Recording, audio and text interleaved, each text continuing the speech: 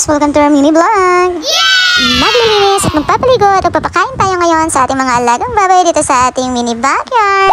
Every morning, ang unang ginagawa ni Daddy ay maglilinis ng mga kulungan ng ating mga alaga kasi kitang-kita nyo naman na marami silang poop bago natin sila bigyan ng pagkain kasi para malinisan muna yung lagay ng pagkain ng ating mga alagang baboy. Dahil yung pinaka-importante ay malinisan muna natin sila and yung kanilang kainan para hindi sila magkasakit. Yun ang unang-unang ginagawa namin dito sa ating munting kulungan. Ang magpaligo at maglinis ng ating mga alagang baboy. Itong mga tubig na to ay diretso sa ating mga Poso Negro. May Poso Negro yung ating mga alagang baboy. After natin silang linisan, syempre magbibigay na tayo ng pagkain. Kitang-kita nyo yan, di ba? Halos buong sakong feeds ang nilalagay namin sa drum nito. And ito na lang yung laman dahil sobrang tatakaw ng ating mga alaga. Minsan, okay lang kahit wala kami masyadong ulam. Basta may mga feeds itong ating alagang mga baboy.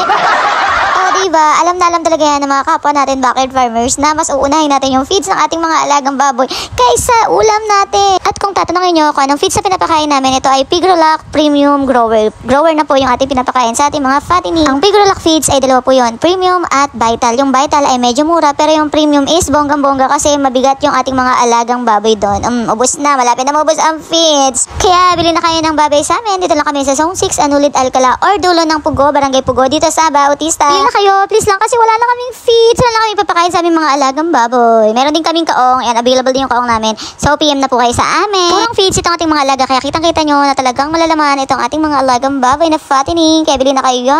Bye! Thank you for watching!